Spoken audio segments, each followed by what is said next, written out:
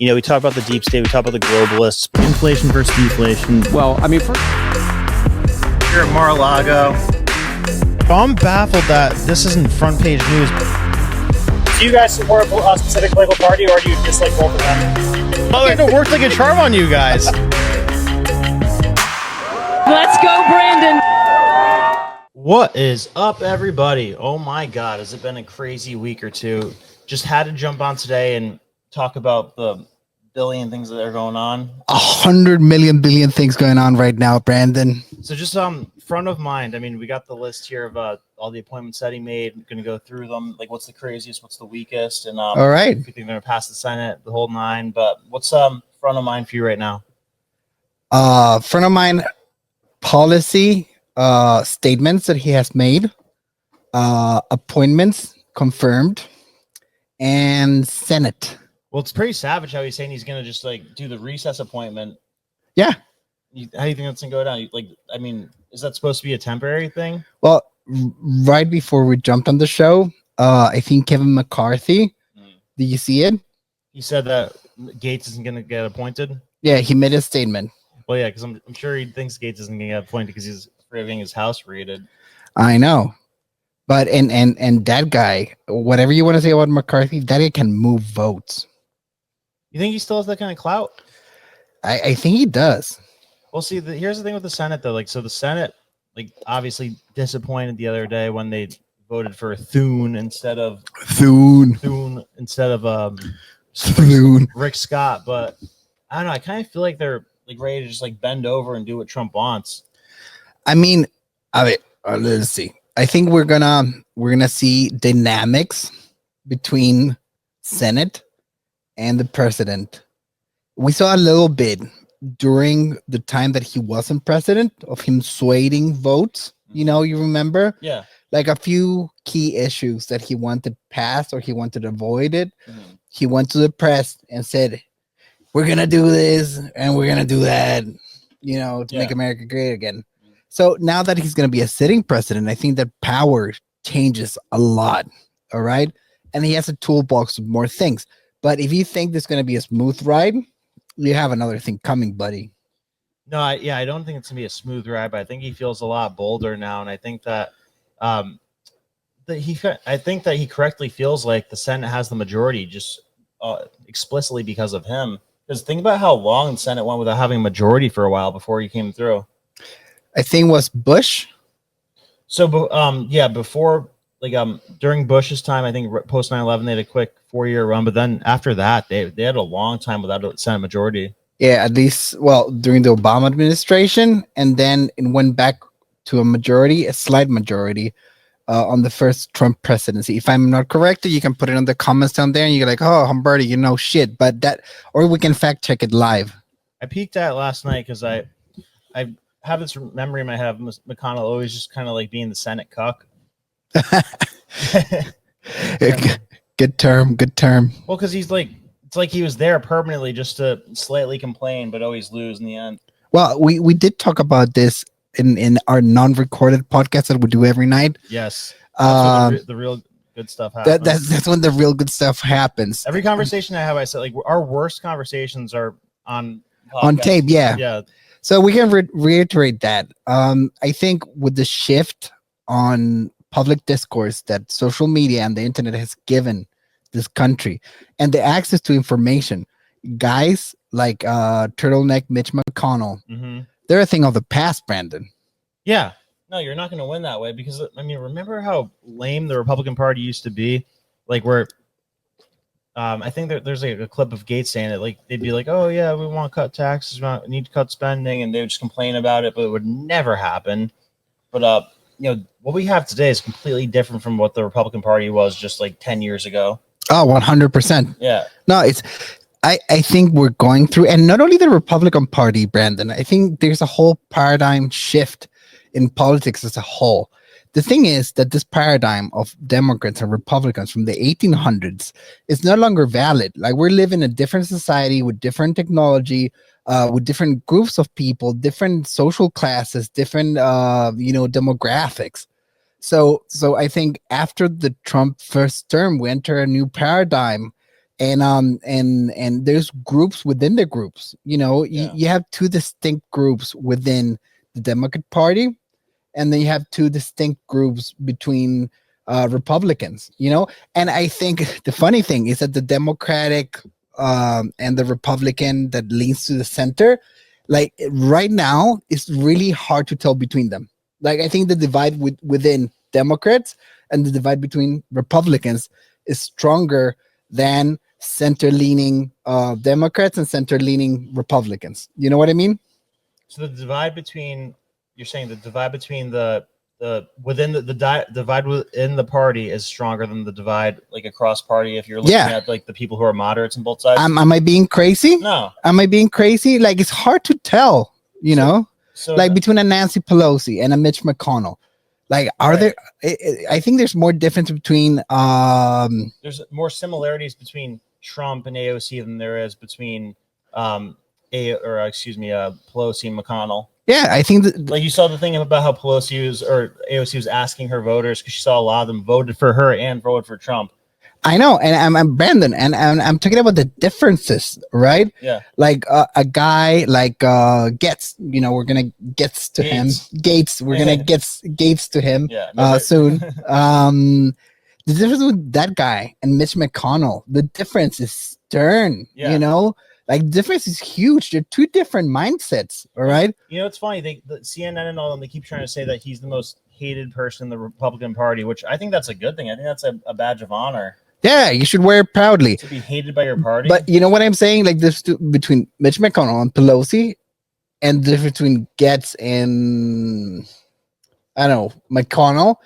So you're thinking of like a Gates and even an AOC or a Bernie more similar than Pelosi and McConnell. I'm talking about similarities. I'm talking about differences.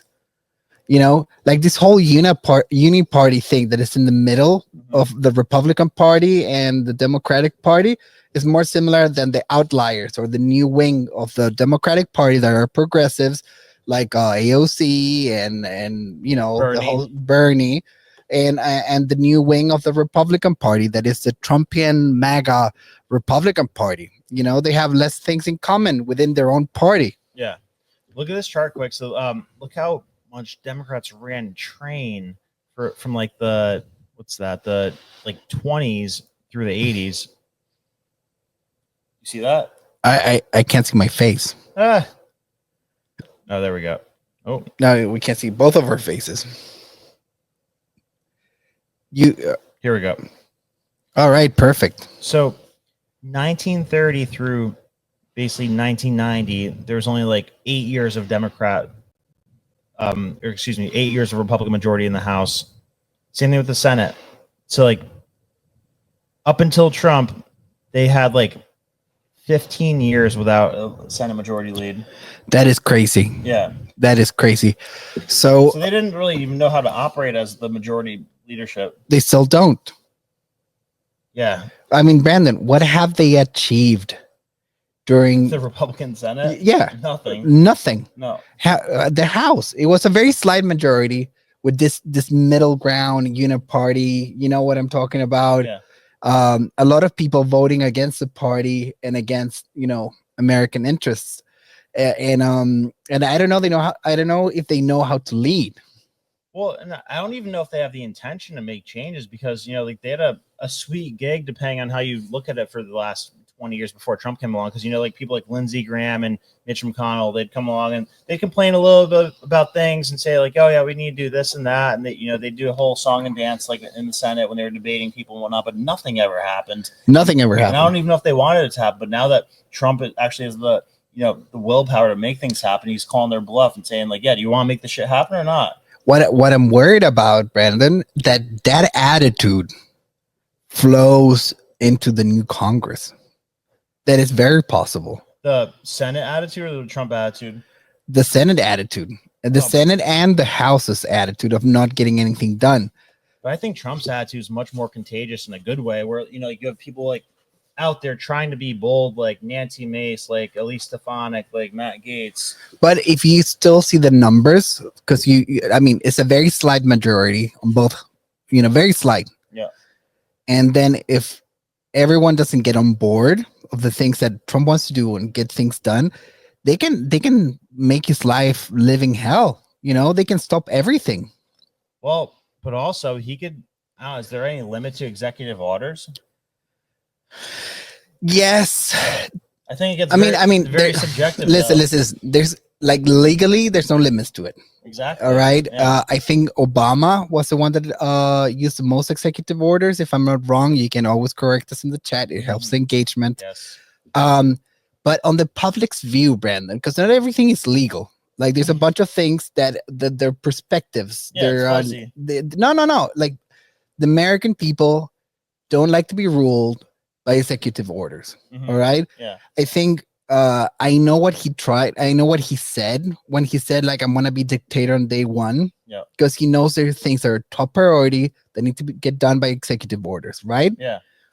But that thing resonated and played against him, like since he said it, you know. Yeah, that's like their go-to. Because the thing is that even though we love the content of these executive orders and we think they're very necessary because we see the whole picture, the American people, they believe in the separation of powers, Brandon. All right. Yeah, and you don't want to set that precedent. And you don't want to set that precedent because the thing is that if people are ruling or they're leading, that's a better word, with the short sight of history, you know, and they start developing bad habits when in power, you always need to rule or you always need to lead, thinking that whatever strategy that you use is going to be used against you in the future, right, Brandon? Yeah, of course.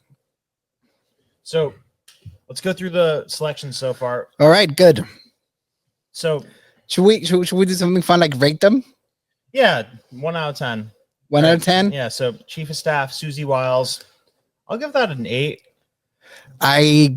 Seems responsible. I give her a Sigma. What? I'm using Gen Z slang. Is that 6? That's a 9. How the hell's a Sigma a 9? You don't understand Gen Z slang, No, Brandon. I don't want to. But she's a great pick.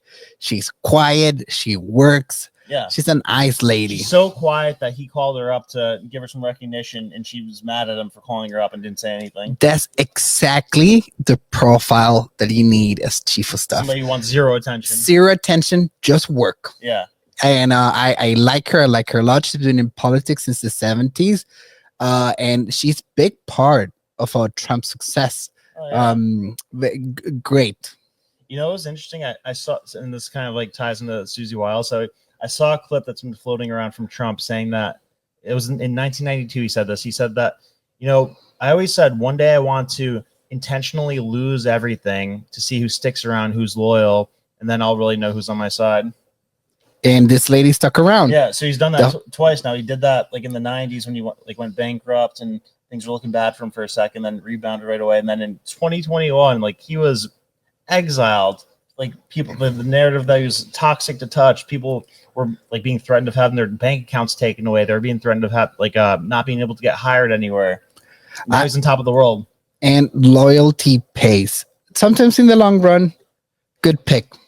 Good pick. Yeah. Very respectable lady. I like that lady. Yeah, I feel good about that. Elise Stefanik for UN ambassador. A lot of people have been trying to say this is like the same thing as Nikki Haley, but I don't see it that way.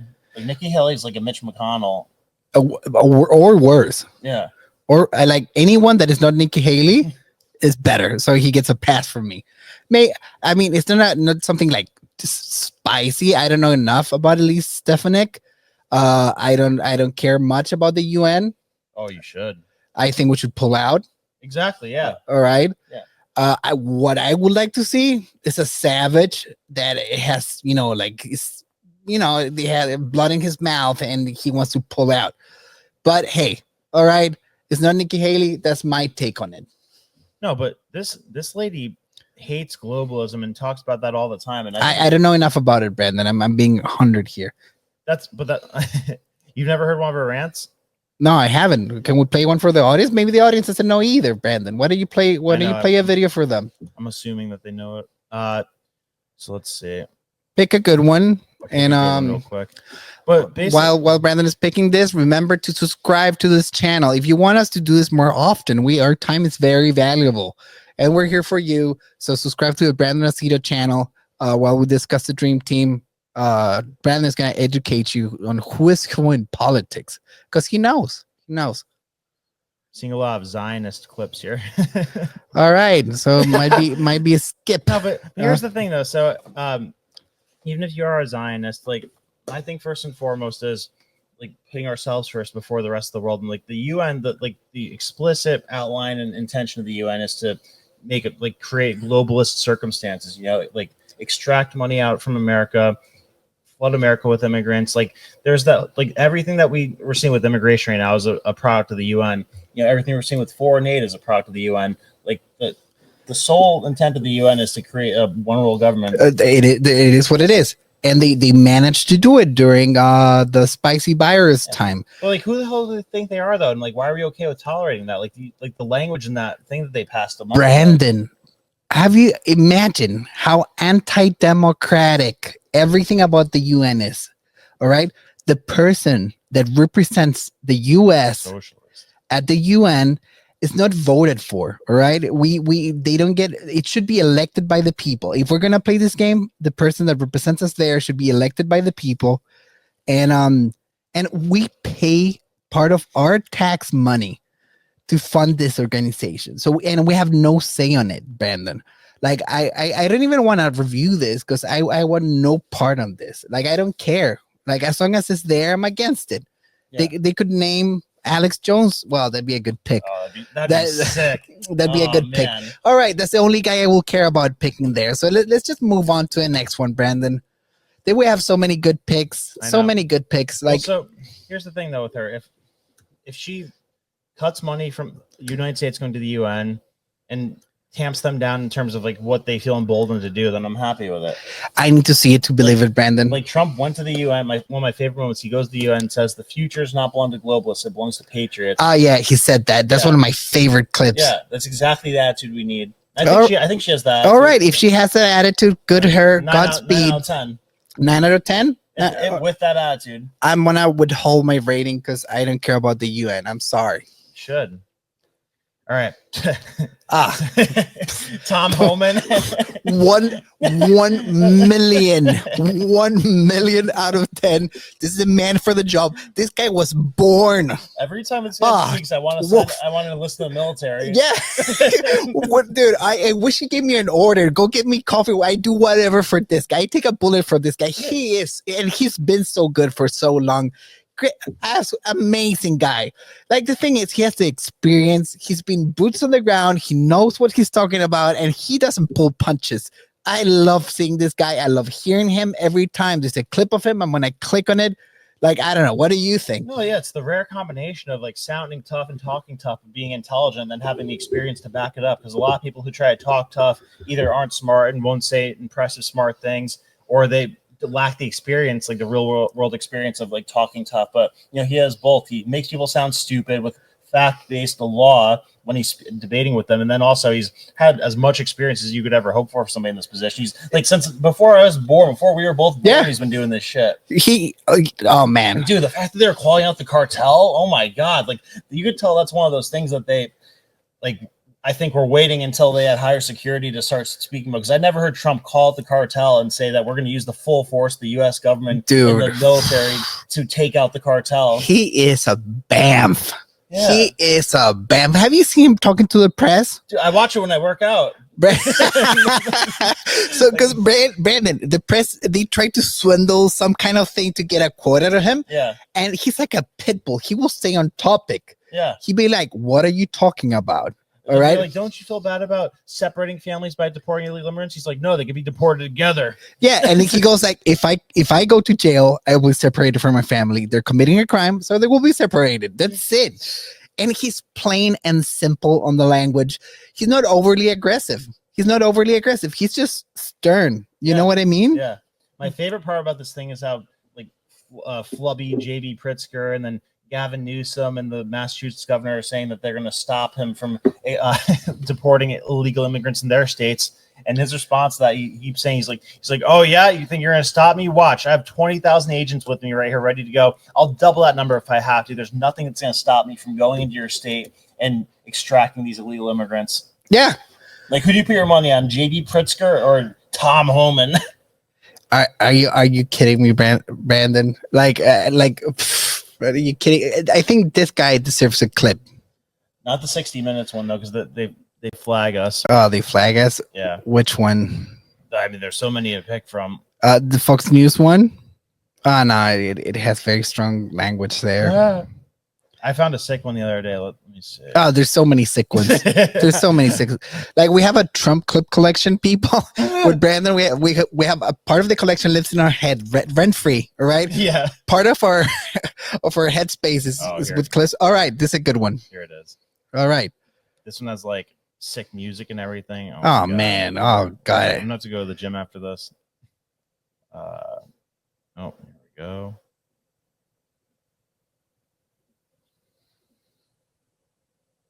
Boom. Boom. Hey, look, they gave me 5 minutes to say a few things, so if I offend anybody tonight, I don't give a shit. How many pounds of fentanyl didn't make in this country to kill Americans? How many known suspected terrorists didn't make it in the country? How many billions of dollars did the cartels make? President Trump is one badass president. He secured the border at the level we've never seen before.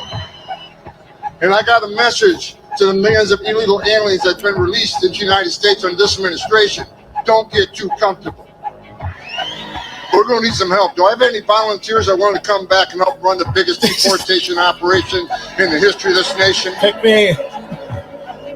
In January of 25, the greatest president of my lifetime walking back in the White House. He tells me, we got, I say 120 days. He says, no, you got 60 to lock the border down. I'll tell you what. I'll tell you what I told the president. He comes back. I come back. We fix this shit. Man, number one pick.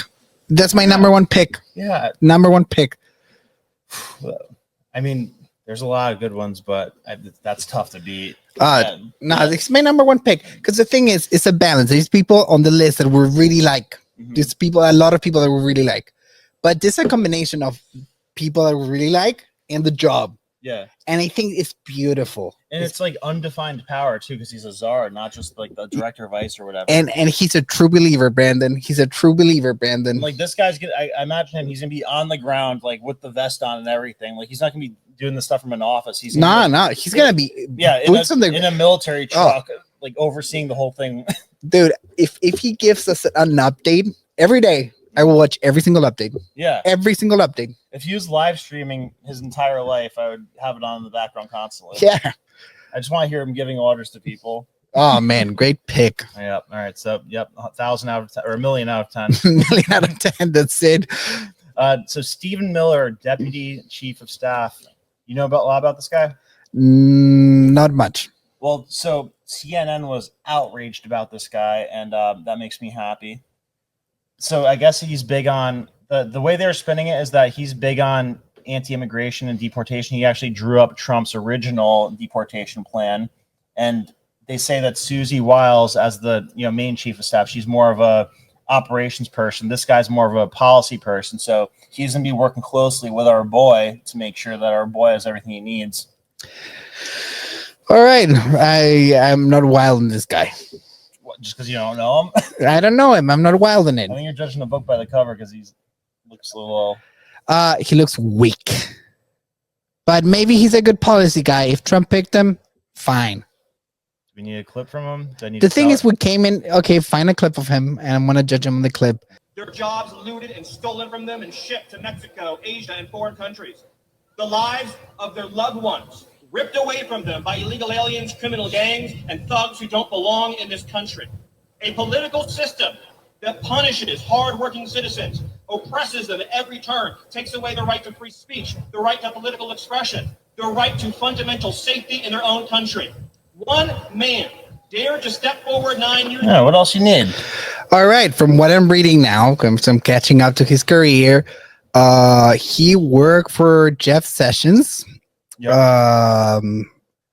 And they label him as far right and xenophobic. That's the real sell point for me. That's a selling point right there. Yeah, CNN's calling you. And he seems like a strong policy guy.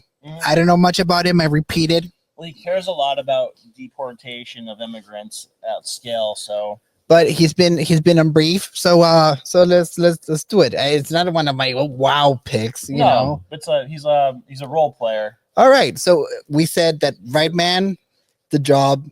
He's the right man for the job. Yeah, I give him a 7.5. All right, It's not flashy, but it's not flashy. Maybe an 8. Maybe he's the right guy for the job. Yeah, that's true. All right, probably being disrespectful. So, Mike Waltz, don't know much about him.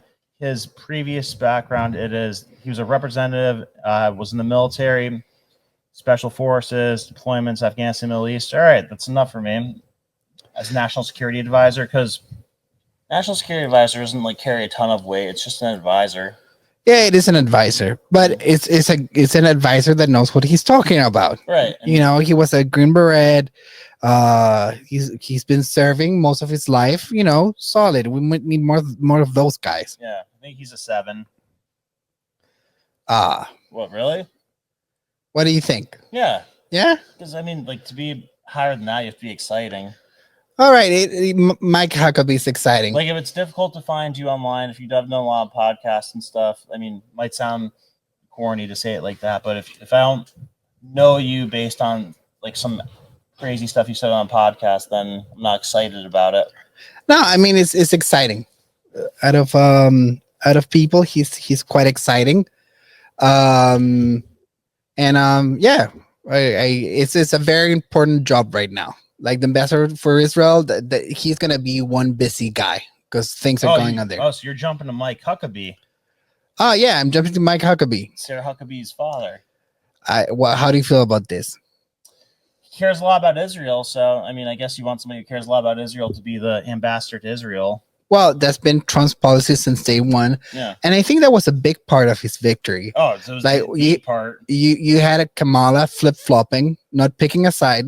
Because it doesn't matter what side you pick, but you need to pick a side. And you need to stick to it. You need to stick to your guns. And his side of taking Israel's side in a strong way ended up being more popular amongst Muslims than Kamal's stance. Because the thing is, people are tired of a war. Yeah, they're tired. Both sides are tired. Yeah, all right. Because like they're Kamal's pitch is to fight for a 2-state solution where there's obviously going to be a lot of resistance and death and destruction with that. And Trump is saying, no, like we just want it to end. Same thing with Ukraine, where they're trying to frame it as if he was saying something bad by saying he wants the conflict to end. I think out of all the ambassadorships, this guy is probably the most important one. Yeah. Am I being fair? Yeah. And for global peace, like I don't know if everyone's going to agree with the solution, but at least he's presenting a path to peace. Disagree, don't disagree, whatever. I think this is the right guy for the job. Yeah, 100%. Even though I'm not a big fan of him. I'm not a big fan of him or his family or whatever. Really? But I think he has a mandate and he's going to do what he's told. That's what it is. Yeah, no, it's clear. He's going to be a busy guy. He's going to be very busy and it's a clear mandate and it is what it is. Yeah. That's what it is. No, I think that and especially with what Turkey's been saying lately, and we're gonna get into it in a second, but Tulsi's been saying some aggressive things about Erdogan. Oh well, that guy is speaking out of order, dude. Yeah, he's talking big. Yeah, like I don't know much about Turkey, but you better back it up, buddy. Well, you know, you get some confidence when you have a Biden administration for 4 years. You think he's gonna walk it back a little bit? Yeah. When is he gonna walk it? He hasn't walked it back yet. The moment Trump's in office. Also, he's holding up because there's a lot of guys, the Houthis, they walked it back before he was elected.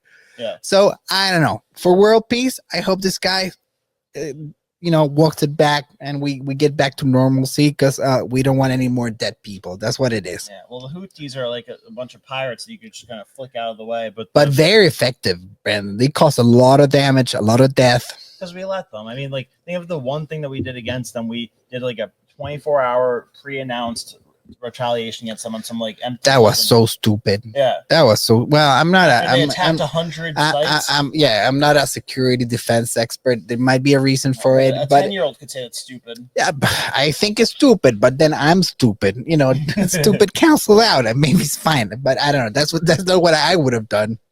All right, so. Mike Waltz will give. I give 7 out of 10. Mike Huckabee, I'll give that an 8. Yeah, it's an 8. Yeah. Okay. Job, guy, they match. That's what it is. Now, onto the Spicy. most surprising one. Marco Rubio for Secretary of State. Oh man, I wish I can talk about of what you said yesterday. And for the record, like I have it recorded. I have it right here in my phone.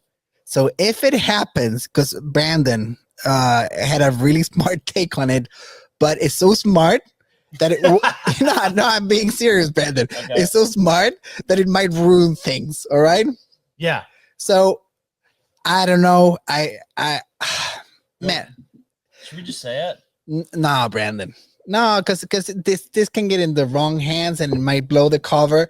And I don't want you to be guilty because this is the best chess move I've seen in my life.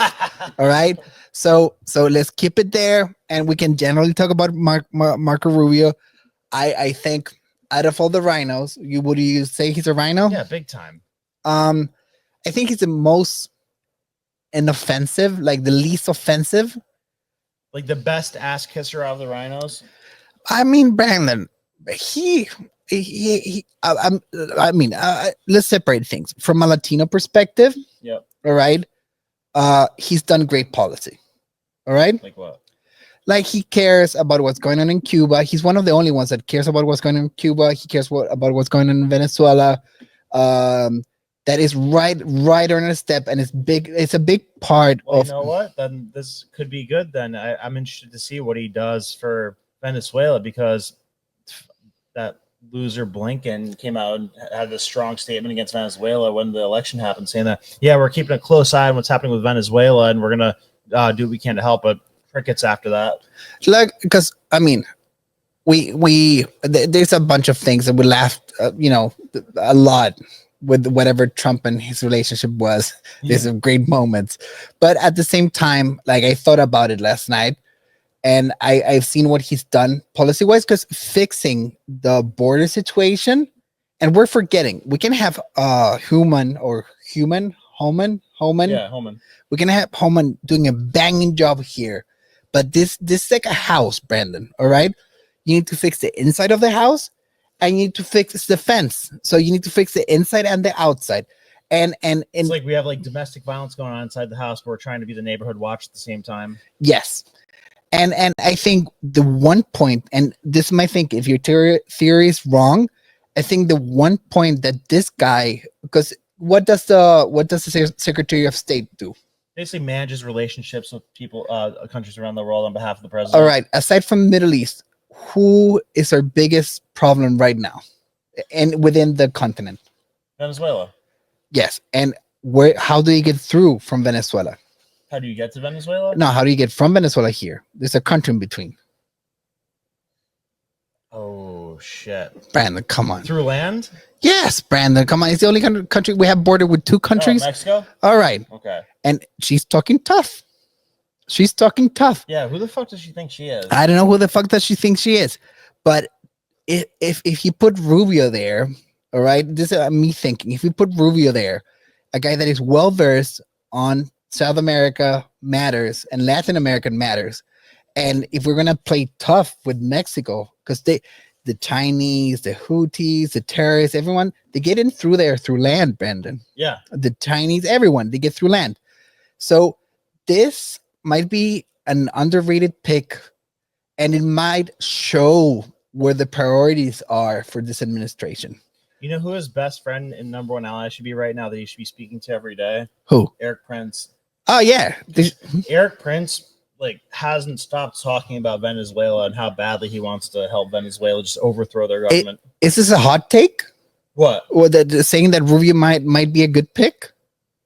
Yes, but I see the angle you're working. He cares about socialism in South America.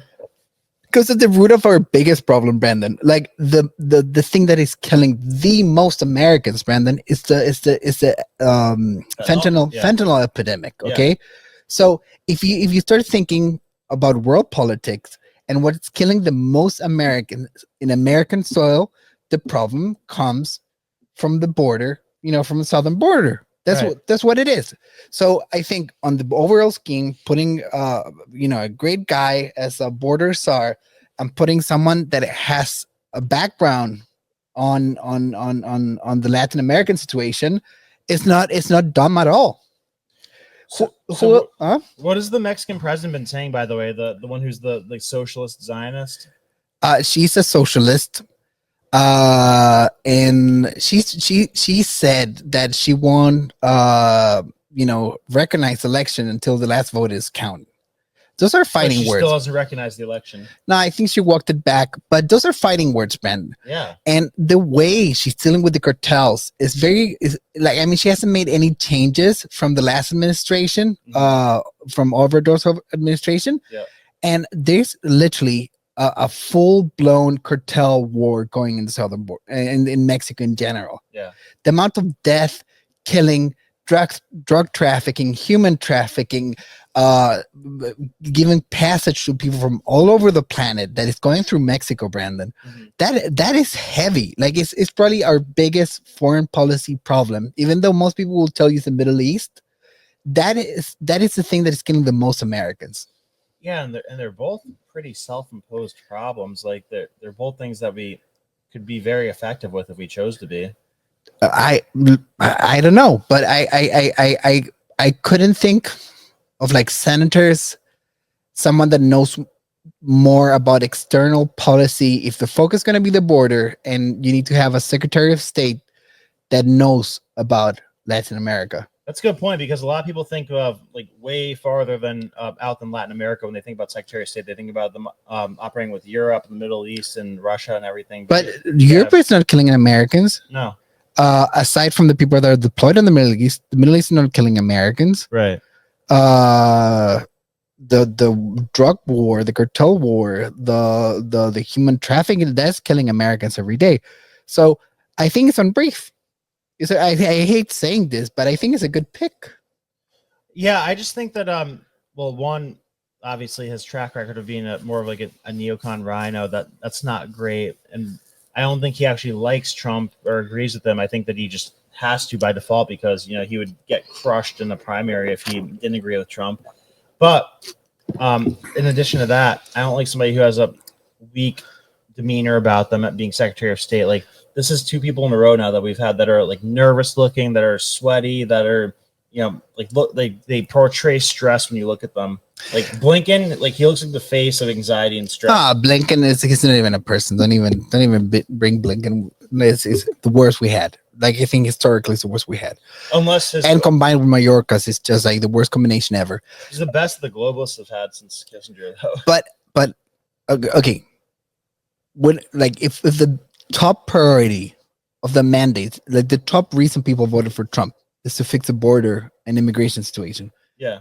Doesn't it make sense for the person that is on that spot to be a Spanish-speaking person that can negotiate in Spanish with the countries that are bringing all this death and destruction to this country? It's a fresh approach, Brandon. And that's a fresh take. I haven't heard that take before, but that is a reasonable way to look at it.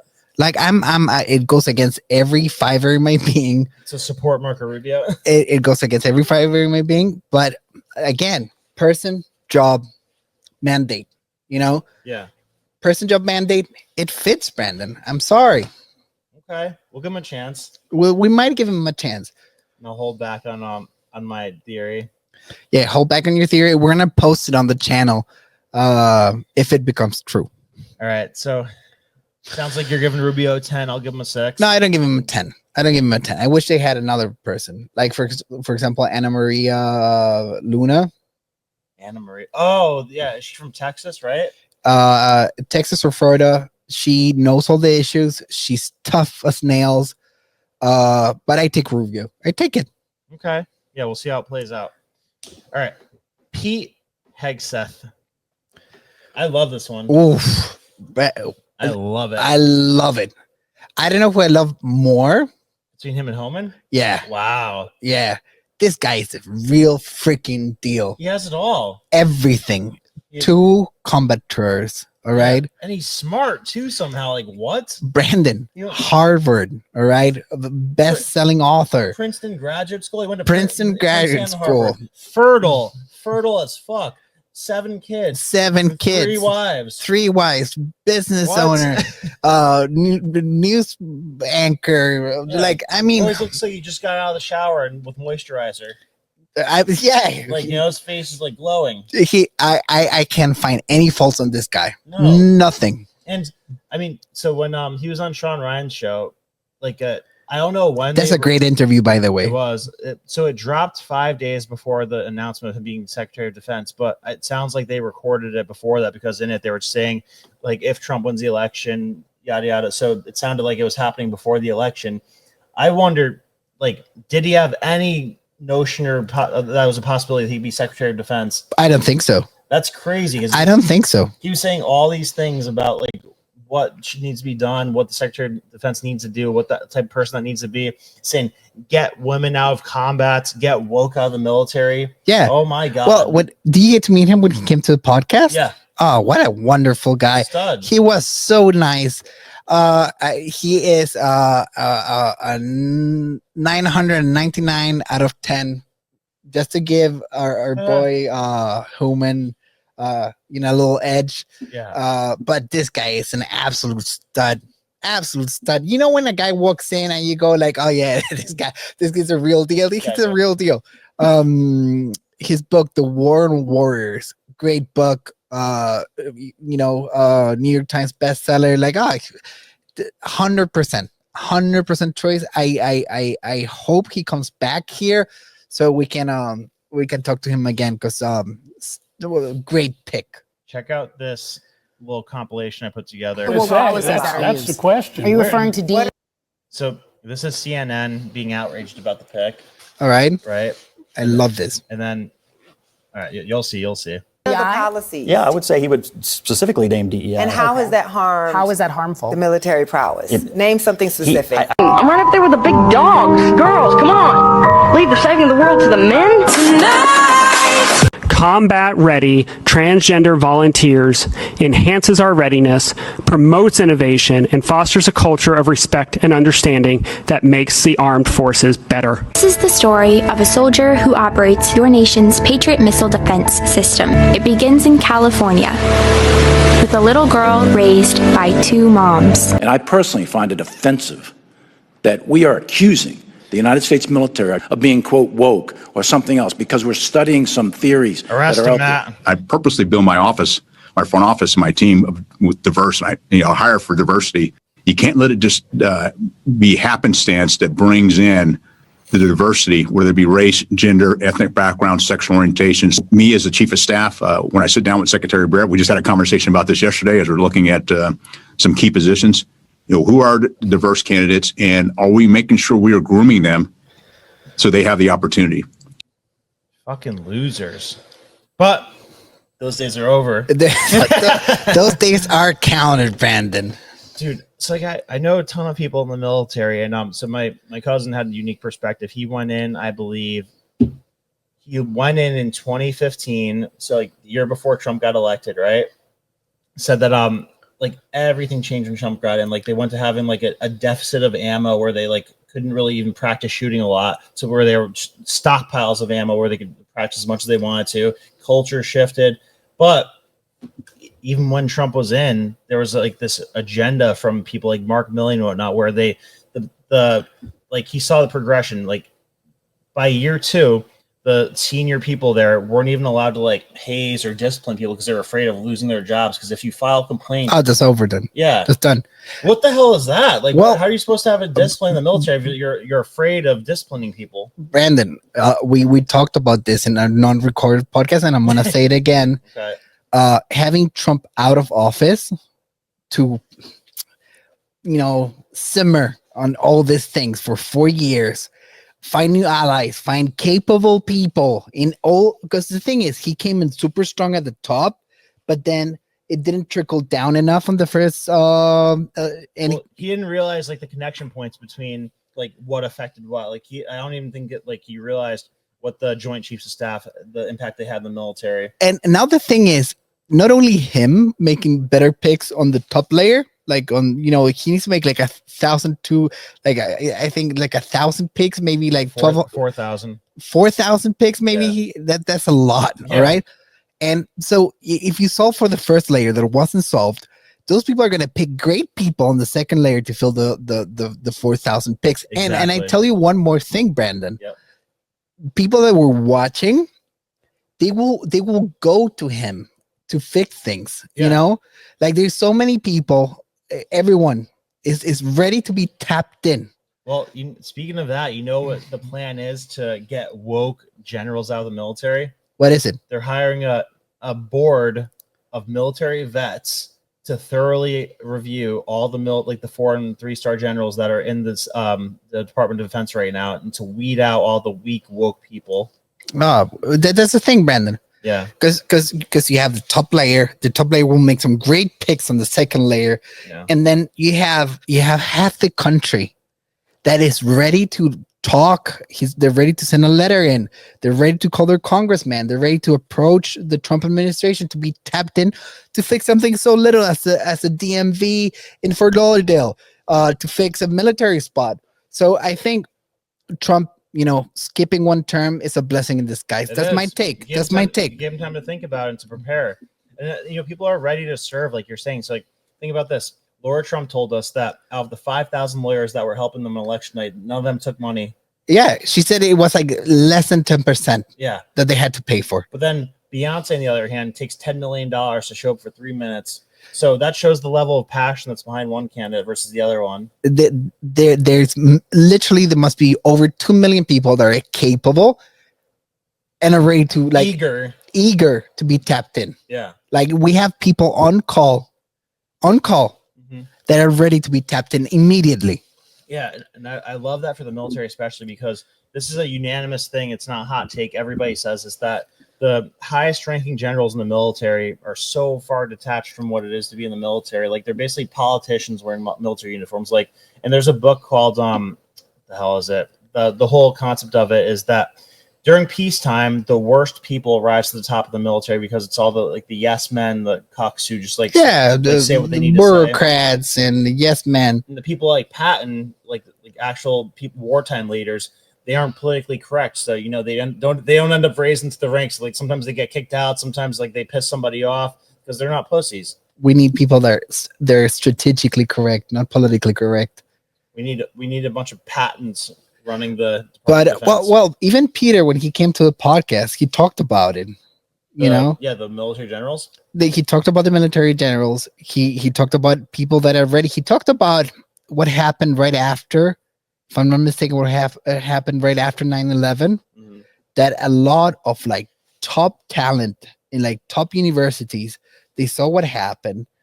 And they applied for the military. They applied for the Marine. That's what he did. Yeah, he graduated from Princeton and was like at Bear Stearns or something in finance, and just left. And that, Brandon, this is not a joke, because when people see peril and when they see our great nation, under threat, you get another level of capable people joining. So yeah, that's like as patriotic as it gets. That's like a story that Tim Walz would make up and say that he did. I don't know, but I'm very happy about this pick. Yeah, very happy. Yeah, 10 out of 10. 10 out of 10 pick. It's too low. It is too low. That's why I gave him a 999 out of 10. True. All right, well done, Trump, on that one. So John Ratcliffe, I don't know a ton about him, but he was the director of national intelligence when Trump was in last time. He is going to be the director of the CIA. So the one good thing about this is that Tulsi Gabbard's going to be his boss. So I like that. So Tulsi Gabbard is going to be his boss. Yes.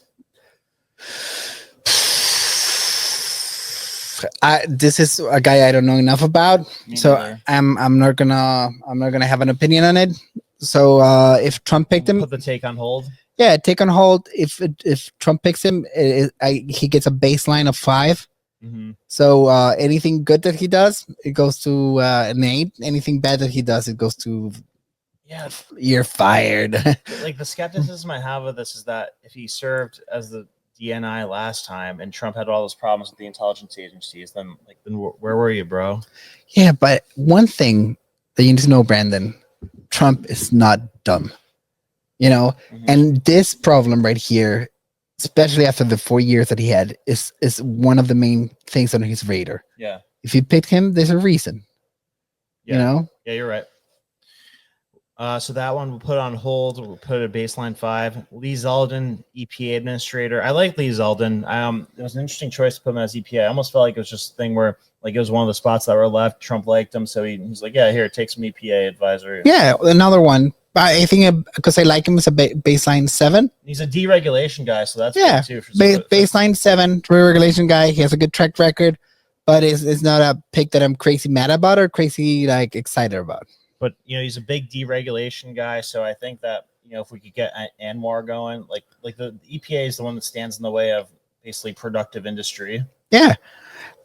Look, if he does his job, if he fulfills the mandate of clearing up all the junk and like off the top of your head, most important thing for the EPA advisor if you're trying to get the economy going. Oh, deregulate. Yeah. So if he does that, then I'm gonna go even higher. Like I think deregulation, and this has been asked. I think Elon Musk talked about it. More important than tax cuts. Is more important than tax 100%. cuts. 100%. Because taxes, you can forecast and you can work around taxes, so you can have your bottom line, revenue. But regulation will stop a business on its tracks, Brandon. It'll stop you from getting started. It will stop you from getting started. It will stop you from succeeding. It will pause your business if something goes wrong. Yeah. So deregulation is on top of my list.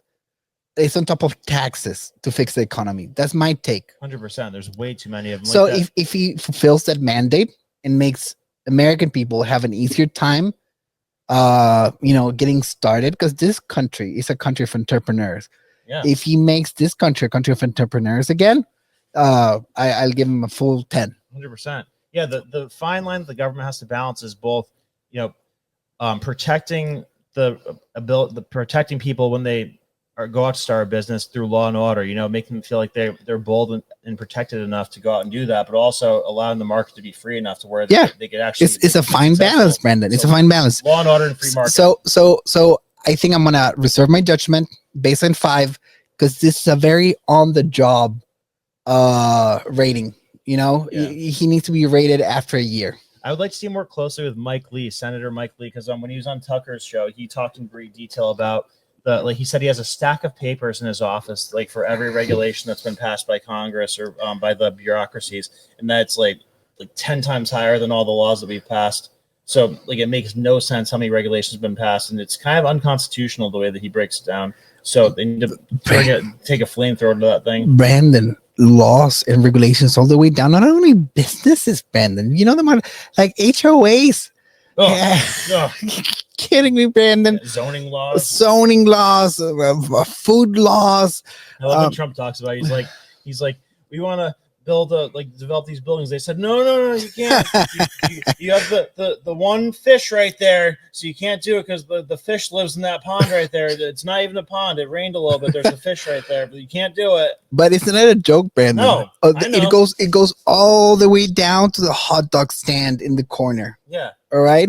Oh, dude, the cops threatened to give me a ticket or arrest me one time when I was selling pizza outside of a bar in college. I bought boxes of pizza and was trying to sell them to people. And they're like, "Do you have a zoning permit for that?" I'm like selling pizza out of my trunk. What are you talking about? That's the level of fucking regulation that we have. No, it's ridiculous. Let's see how he does. What kind of you come here as legally as an immigrant, you want to start a food cart or something on the sidewalk. You have to go through a whole zoning or permit process. What the fuck is that? I changed my rating. I give him a 6 because I'm hopeful. Yeah. You want him to prove it? Yeah. I want him to prove it. I'm hopeful a 5 will be baseline. A 6 will be prove it. Let's see how this is has been such a nightmare. It is a nightmare. I heard somebody say something funny the other day. I think it was for this position. I think, if I'm not mistaken, Biden hired a former eco-terrorist to be the head of the APA. But jokes aside, Brandon, this is one of the positions where someone can shine. Yeah. A good job, an 8 out of 10 job in this department Forget about it. He almost won governor of New York. He lost by like 4 or 5 points. So if he crushes it here, then his political future is unlimited. Yeah, it's unlimited. So let's see. Baseline 6, do we agree? 6? 7? I'll give him a 7. All right, baseline 7. Yeah. Right? He needs to prove himself. All right. Lee Zeldin, get with Mike Lee.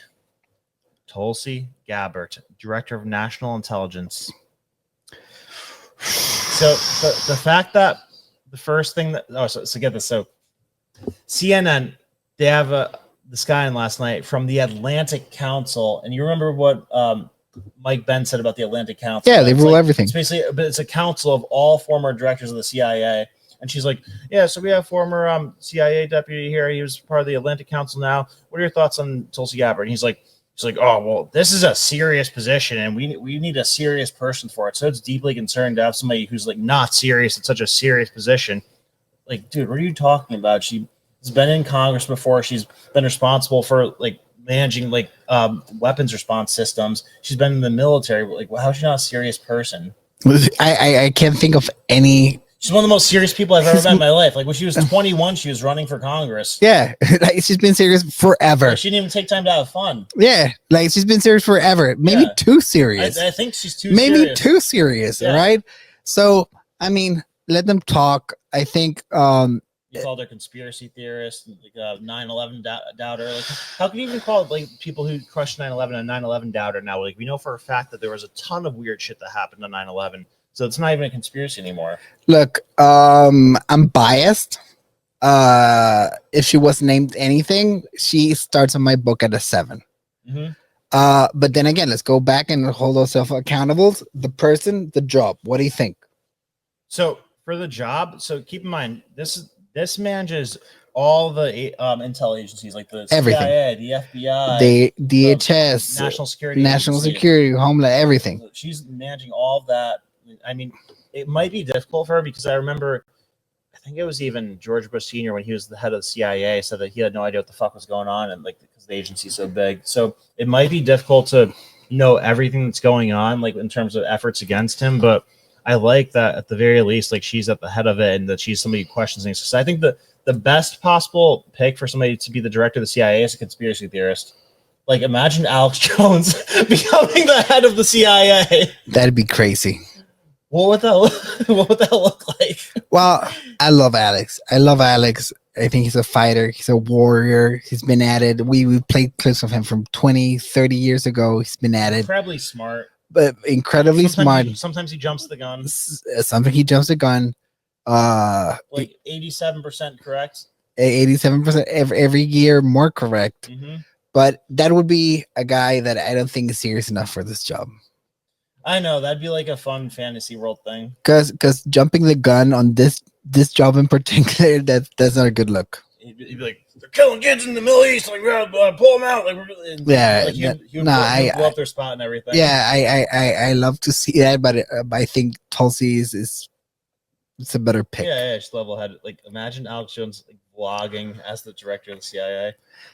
He'd be on a scooter, like driving around the building at Langley, like banging on doors, like what's going on in here? Like tell me everything. But that's one thing I'm worried about, that I think Tulsi might have too much of a public profile for this job that needs a more private person. Okay, elaborate. I think there's too many eyes on her. And especially the mainstream media is gonna be really on top of her, you know? Yeah.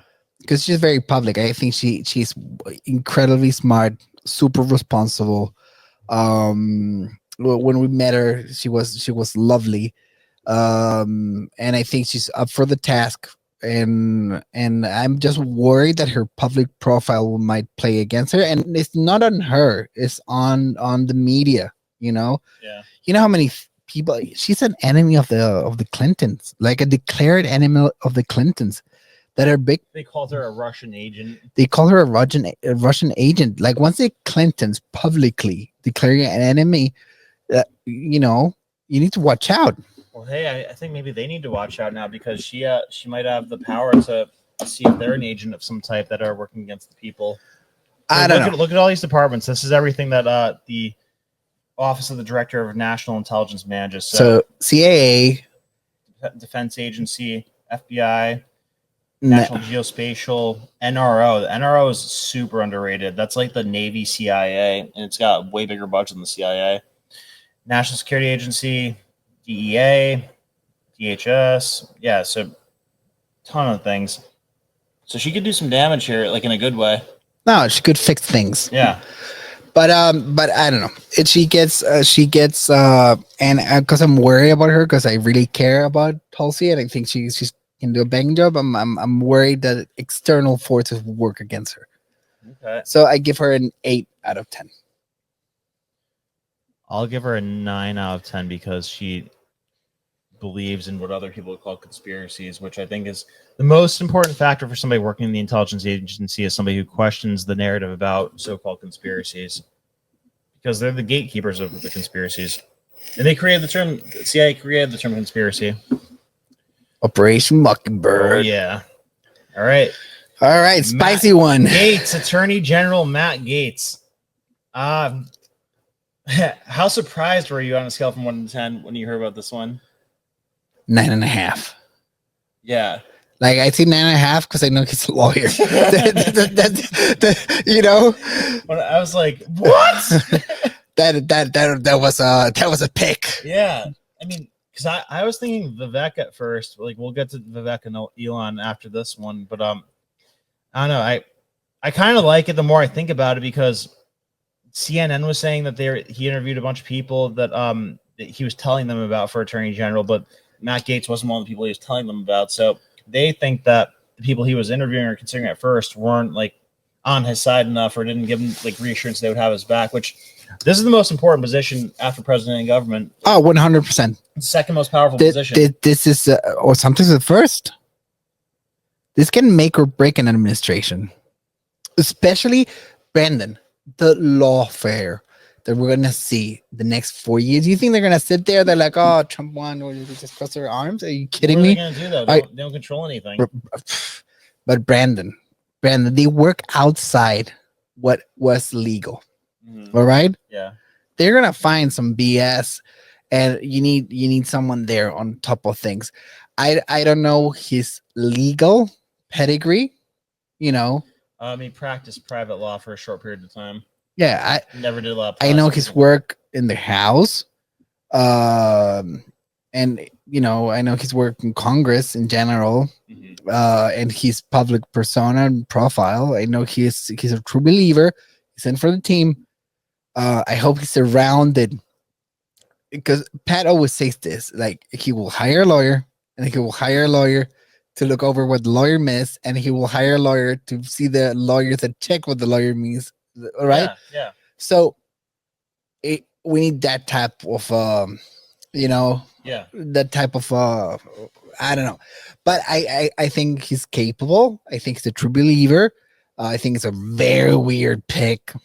The more I think about it, the more I understand it, because like he's probably Trump's biggest supporter in Congress, like the most devout. Oh yeah, right? Yeah, 100. He's a true believer. That's what you need. He's a true believer. Somebody, like at the end of the day, this is a war against the deep state, and you need somebody who's gonna do whatever the fuck you tell them to do.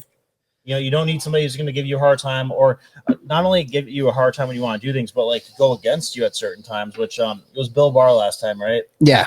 Bill Barr was a huge nuisance. Loud ass voice. Then again, him not being Bill Barr bumps him immediately to a 7. Yeah. Or immediately to a 7. Yeah, no, I think I'm gonna go 9.5 on this. 9.5? Yeah. Because the thing that everybody keeps saying about this is like every position that he appoints, they're like, oh, he has no experience in that role before. He hasn't worked in government, and like as if government employment's a necessity for this. I think one of the best qualifications you could have for these jobs is that you haven't worked in government, because you're part of the problem if you've been part of it. All right, I will give him 1 point lower, 8.5, because I think some of his personal traits and issues that are pending. I won't get into that because he's gonna be the attorney general. I know. Some of his personality traits could get on the way of the job. If he keeps a cold head and a hot heart, he can do a banging job. But we need to see him how he moves. Mm-hmm. All right, so Vivek, Elon, Doge. I think this is first or second most exciting move. This is gonna be so much fun. This is gonna be so much fun. And like, how, like, tell me this isn't in God's plans. They're saying it's gonna be over. This agency's gonna be closed by July 4th, 2025, the 250th year anniversary, or 2026, the 250th year anniversary of America. That is wonderful. Timelines, deadlines, and you know how we were talking about yesterday about the difference between House representatives and senators. Yeah. People that become a congressperson, especially in their first year, like, the reason to run needs to be to get a job done. That is different than the Senate, Yeah. And this guy's having a mission and a timeline and a deadline. You can say what you want about Elon Musk, but when there's a deadline, there's a deadline. All right. He hits it. And he hits it. And Vivek is one of the smartest people around. Great communicator. Like, Great people will know communicator. exactly what's going on. And they said the way they're going to do this, they're going to basically go through these agencies and be like, hey, so this much money is going towards this. Do you think this is a good use of taxpayer money? Yes or no? They're going to post a poll on X. Really? Yeah. Oh, man. How man. cool is that? That's the most democratic thing ever. It is. Like, they're gonna be vlogging, walking around these fucking stuffy DMV type agencies. Oh, man. Where people are doing nothing. People aren't even showing up to work in a lot of them. And it has to do a lot with the regulation that we already talked about. This right here could be the biggest, Brandon, game changer. $2 trillion from the annual budget. This could be the biggest game changer in the course that America takes. Because once we talk about the trillions that are missing, we talk about the trillions that are missing. If we start we start saving trillions in this country, if we start saving trillions, we're gonna have a shot, very low, but we're gonna have a shot of fixing a national debt.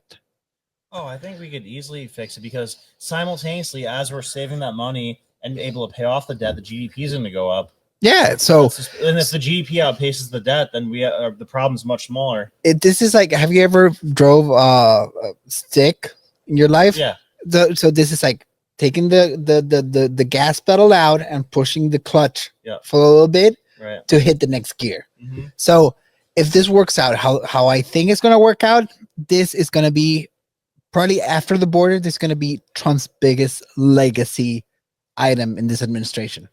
And if I could choose two guys to do anything, to send people to Mars, to fix the national debt, if I could pick two people to do any job whatsoever, like to find, the giant squid in the middle of the ocean or whatever, I will pick these two guys. I'm sorry. Of course. I'm sorry. These are my top two picks for any job. Well, and societies usually have a shelf life of like 200 years, or empires do. They have like a shelf life of 200 years. They start to erode and decay or whatever. This could extend us for like another 100 or 200 years of being at our peak. I think there's going to be a renaissance, Brandon. Yeah, because like I think we peaked in, would you say probably the 90s? Yeah, late 80s. Peak 96. Peak strength. Yeah. Peak strength. Like, we're the only superpower in the world, but then like we peaked and like we've been like declining a little bit, but this would very exciting, Brandon. Catapult us. Very exciting. Yeah, so I can't wait to see this for sure. I want to see this play out. There's a bunch of guys on the list that I'm reserving my takes because I need to see them on the job. Yeah. Are we missing anybody? Those are all the big ones, right? Yeah, those are the big ones, and I think that's a good wrap, Yeah. Because we had a hard time after our border started to follow it up. You can't follow anything up after this guys. Should put Homan second to last. Yeah, Homan and then this guys, and that's a wrap. So we need to see on the next few weeks what's going on. Sure, something sick will happen. Yeah. But yeah, we had to hit that today, so it's been crazy over here. I know we haven't been doing our streams as much, but we will get that figured out. But more than anything, just happy Trump's in, because polar opposite situations could have been happening. Like if we have a fighting chance to make America great again, Brandon. Sure do. For the first time in 20 years. For the first time in 4 years. Or even since Reagan.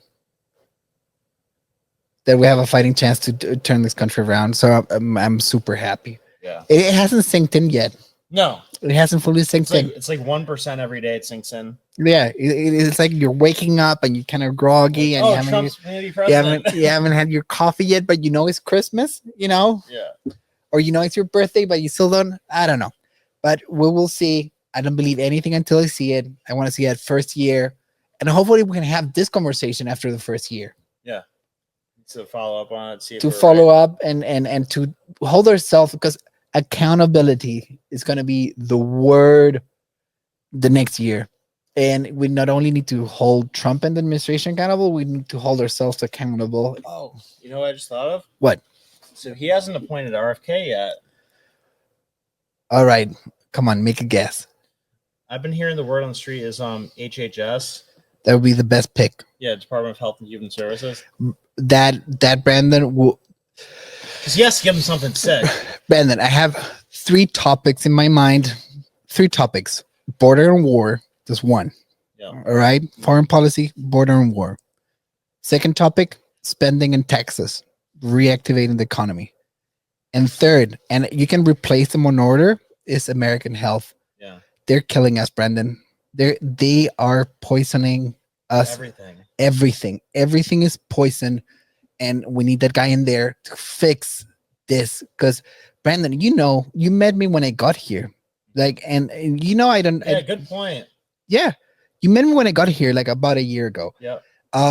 And you see me at home. It's not that I have like this, 10 dishes. Like I eat healthy. I eat healthy, and I'm 90 pounds heavier, Brandon. Yeah, it's bizarre. And I try to take care of myself. I eat healthy.